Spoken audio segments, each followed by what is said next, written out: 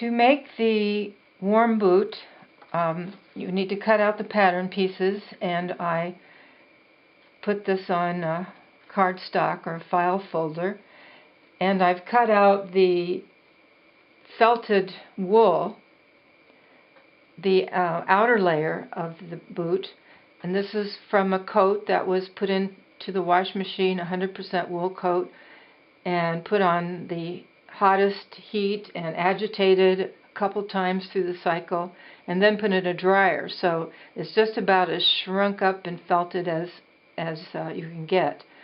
So I did that to the outer pieces, and the inside is polar fleece. It's not a natural material, so you could use cotton flannel or even a sweater, or like a cashmere sweater for lining. But I'm okay with using the polar fleece. It's so warm and comfortable inside. So I cut these pieces out of the felt, and then I cemented them with contact cement to the lining. You can use spray adhesive, preferably one that doesn't have fluorocarbons, doesn't emit fluorocarbons, and then if you use contact cement, then you put it on both the outside piece and the lining, and when it's dry, put them together, and then that's when I cut the lining. It's really hard to have two things already cut out and try to get them lined up. So I'll cut the lining out now. If I have a rotary cutter, then I'd use the rotary cutter. If I don't have one, then I'll just use scissors to cut around the edge and get the lining to match the outer layer. So to cut the lining, to use the rotary cutter, I put the cutting pad behind the lining, and then I just zip along here and cut it out. So I cut out the three upper pieces, and the next stage is to stitch on the velcro. With scissors, I want to have this flap here that's about 1/2 inch wide, so I'll cut that.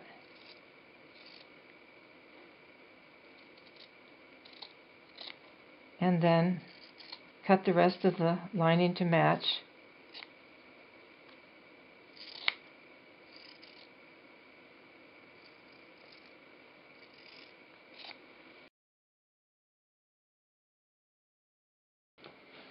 To make the sole, we'll have a top layer of warm material, the felted wool, and you could put a couple layers of that to make sure that the bottom of the feet are going to be really warm.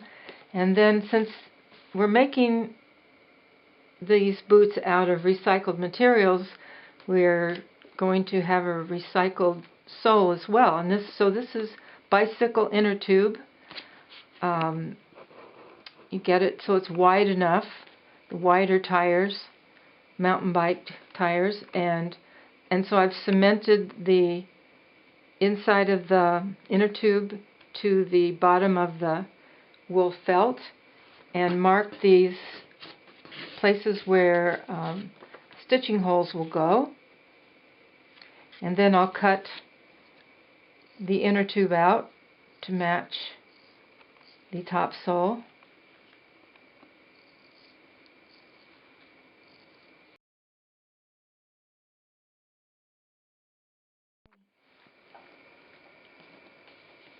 One last thing to do before assembling the shoe is to stitch on the velcro. So this is the back of the heel piece, and I want the actually I want the soft piece of velcro there, so I'll stitch it down there, and I'm going to put double-sided tape on the back. If you have something like that, it's you can sew this with your sewing machine much easier if you don't have the Velcro with the sticky already on it, that really gums up your machine. At least it has done that for me. So I just put a piece of double-sided tape in the middle so there's not adhesive around the edge, or you can use glue to hold it down, or maybe you don't need to have anything securing it before you stitch, depending on your machine. So this is going to go together like this. This is the upper part of the leg, and this is the back of the leg, and so this is going to overlap like that. And so just check things out, that you're putting the Velcro in the right place, that you make sure you're doing the right foot or the left foot, and that the Velcro, goes here or there. You've got to get it in the right place. So I'll stitch this on using my stitch machine, and I don't turn down this little edge until the shoe is stitched together, so that these two pieces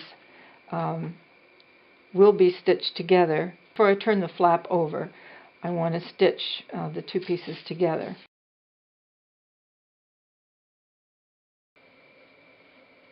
Now I have the Velcro stitched on, so I'm ready to start sewing these parts together.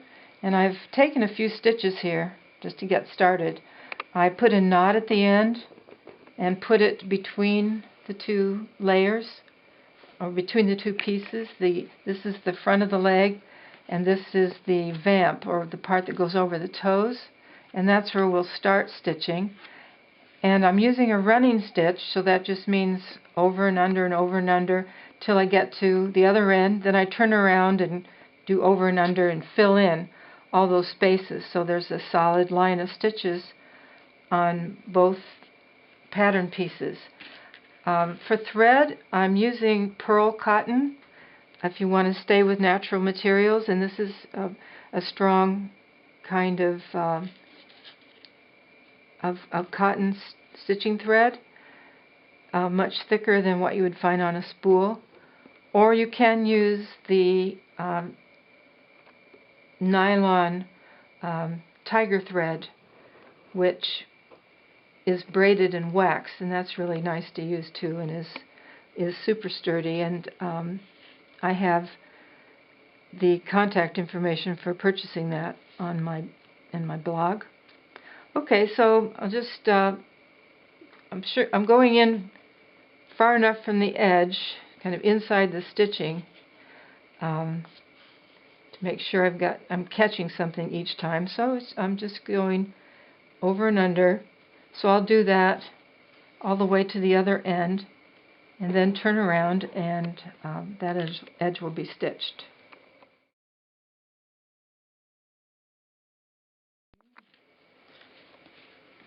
I have this area stitched now, and I realized it was a good idea that I started on the Velcro side to stitch, because then when I come back, I have a thread ready there to stitch below the opening. There's just this little inch or so of stitching to stitch the vamp to the heel piece. So I'm going to do that same running stitch down to the bottom and back up, and then I'll have my knot there, and I will have just one more seam to stitch before I start stitching the sole on.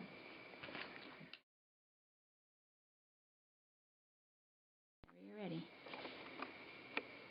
Okay, I stitched this part below the Velcro here, and I'm stitching up this seam between the heel piece and then the vamp in the front of the leg piece.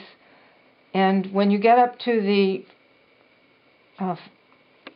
place where you're folding over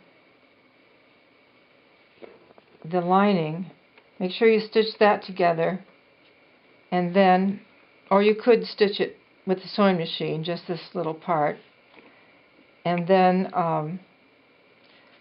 I'll turn this over and stitch it on the machine. And then it's time to stitch the upper to the sole. The upper is ready, the sole is ready. We don't need to punch actual holes where the stitching marks are on the upper, because it's all fabric and you can get a stitching needle through that pretty easily. But to get through the bicycle inner tube, it could help to have the holes punched. So I'm punching where I see here, and it's punching then through the sole, so that will be easier for me to take my needle through. So to start, I'm going to, this is the left foot, so I'm going to one stitching hole to the inside of this stitch that's at the very center of the back of the heel. So this is one over. This will be marked on the pattern. And leave a tail. Go through that same hole again to make sure this doesn't come undone. And then I go to the back of the heel here and come through the first stitching hole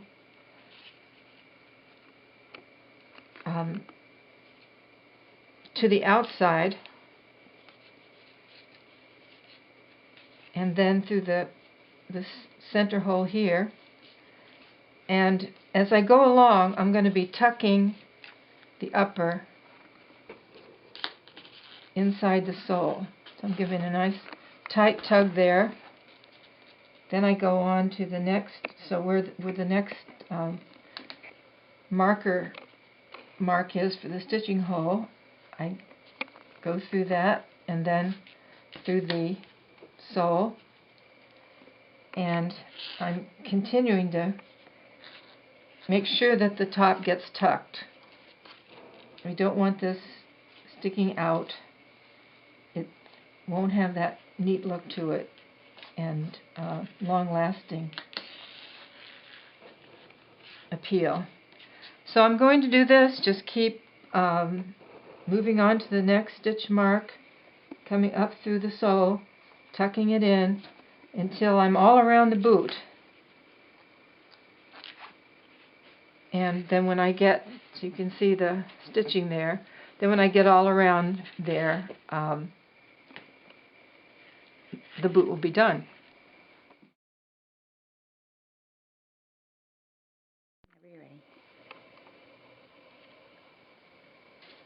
I have stitched all the way around the shoe and are coming into the finish line here. Then I pull out the stitch that we had wrapped from the beginning.